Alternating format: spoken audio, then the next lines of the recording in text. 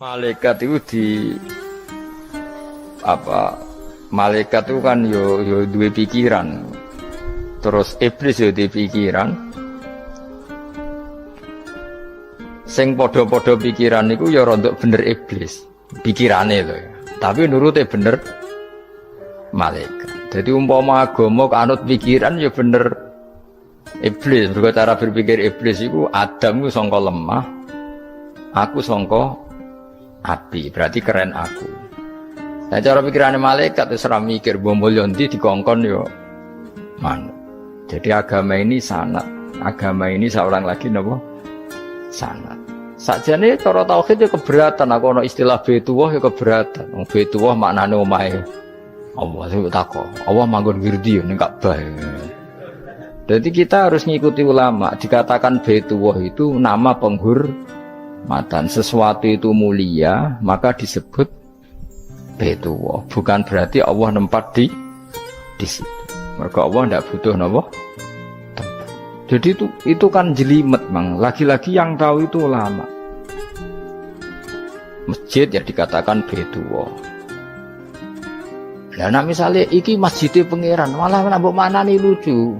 Masjidé pangeran, berarti iki tempat sujudé pangeran. Kacau kae. Tapi berhubung wong ora paham alhamdulillah demen iki masjidé pangeran. Jajal maknani bahasa Arab. Iki masjidé pangeran, maknani terjemah. Iki tempat kacau. Ini baru kayak bodoh ora roh nek iku kacau.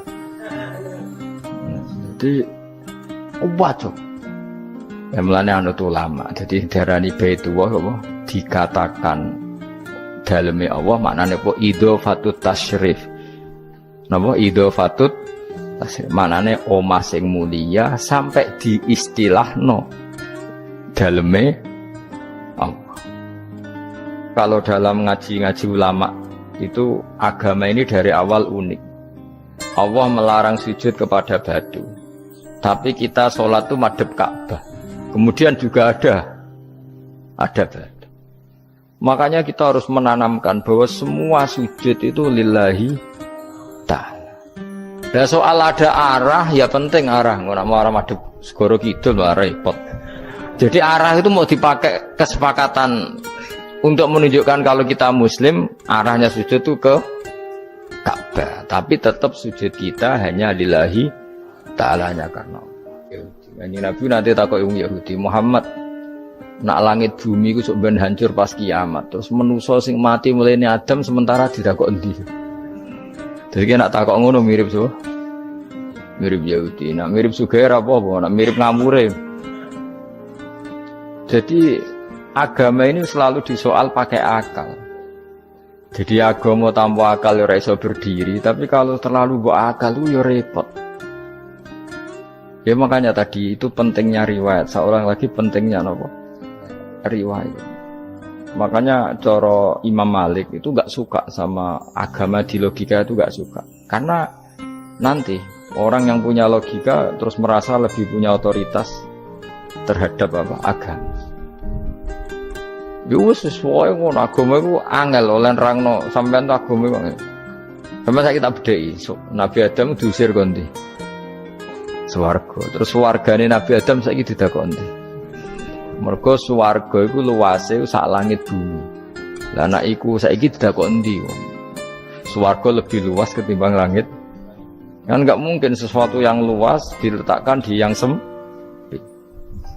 So, akhirnya Mu'tazilah gak percaya anane swarga zaman Nabi Adam. Jadi swarga sing cerita Adam itu tidak sama dengan surga yang nanti arduhas samawati wal ard. Jare ahli sunnah ya sono. Lah ning ndi wis ra roh pokoke ono. Ya itu kan sama-sama terus diterusno wong debat. Ya sudah guys. Nak cara aku wis mlebu sik kok gampang nerangno nek wis bar roh. Secara teori kan gitu, ora roh kok nerangno ya sakwise. Bro. Ya sudah, sampean bu swarga wae lagi apa? Lagi nerangno. Pas aku nerangno kowe ra ning swarga, ya ora ketemu. Wis kono enak nang cangkem elek ngono wis aku ben nerangno kowe ra ning kono. Ya wis akhire kak. Apa cocokan sampean? Aku tak nerangno swarga lah. Sing kono ben nerangno neraka. Koroe neraka. Agama itu unik. Ya karena tadi apa ya? Dari awal agama ini di kaum yakilun, tapi akal yang berlebihan itu ya mengganggu agama. Ya sudah, makanya saya ulang lagi itu riwayat ya. Sebagian ini apa? Riwayat. Inna hadzal ilma dinun fanzuru amman ta'khuduna dinakum. Agama ini ilmu. Kemudian kamu harus dari sanad yang benar, ya. Dari sanad yang apa? Dari sanad yang benar. Ya sudah seperti itu.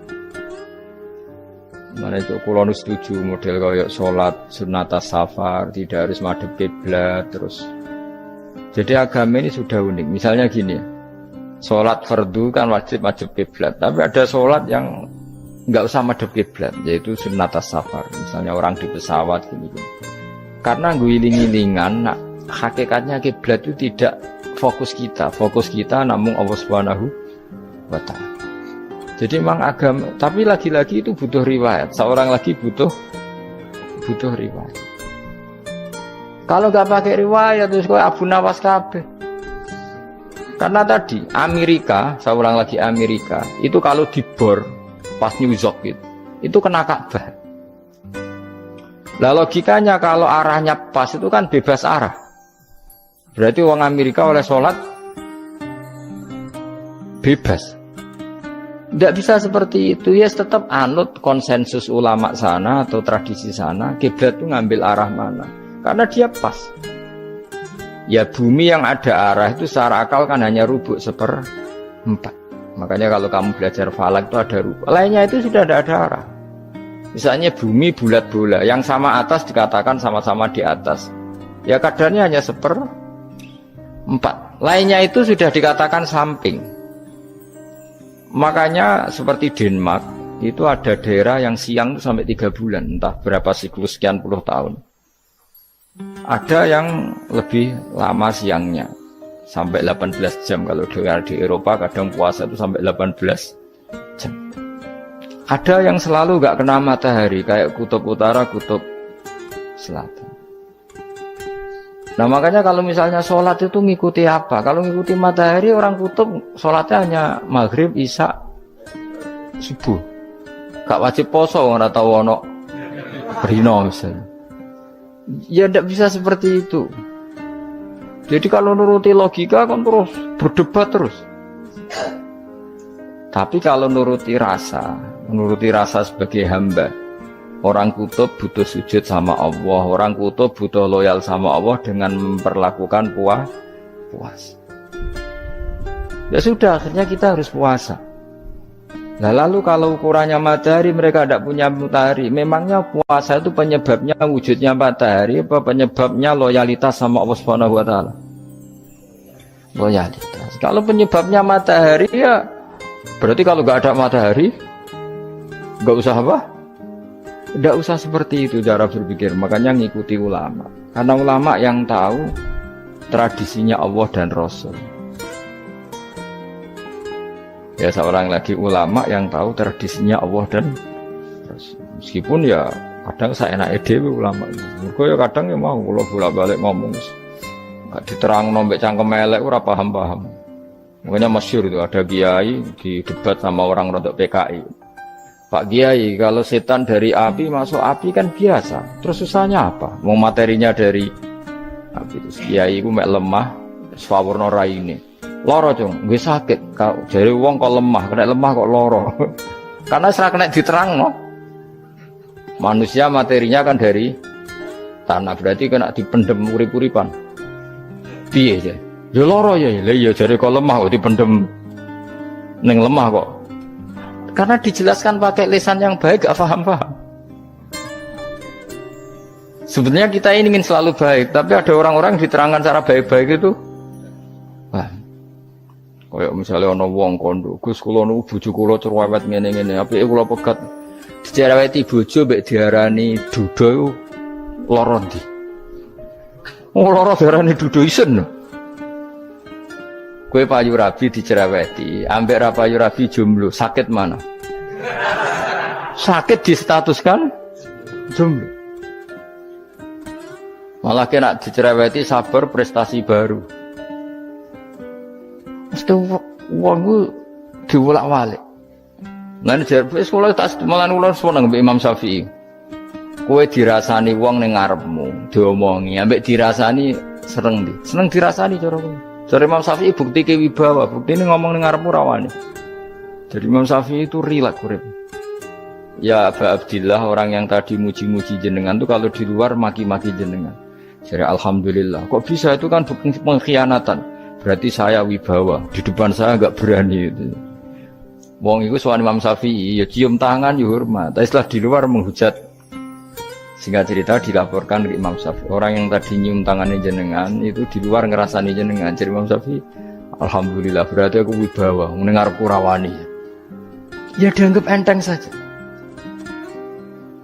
Terus ada orang misoi Ja'far Shadiq. Sayyid Ja'far Shadiq itu Sayyid putune Nabi, orangnya soleh, alim, gurunya Abu Hanifah. Di antaranya gurunya Abu Hanifah itu Sayyid Ja'far Shadiq. Itu kalau dihujat orang diomongin ini, dimaki-maki, sampai ke rumah. Pas mau masuk rumah, kamu masih ingin maki-maki saya? Iya, tak tunggu sampai selesai. Setelah selesai, sudah, sampun, sudah. Masih emosi orang, sudah. Kamu misoi saya berdasar apa yang kamu ketahui. Yang tidak kamu ketahui lebih banyak, maka saya tunggu. Izin sampai terus ketika ditanya, kenapa engkau sabar ketika jenengan saya pisui? Orang ini akhirnya tobat, mencium tangannya, mencium lututnya. Jawab saya Ja'far Shadiq ini. Aturahu tu'so kurhan, aturahu yu'so kurhan. Kowe ora ngrafaham kalimat itu, tapi tak terangkan ben dadi wali. Kowe roh pangeran, ya tahu. Sing durakani pangeran tuh banyak enggak, yang maksiati pangeran tuh banyak enggak? Banyak.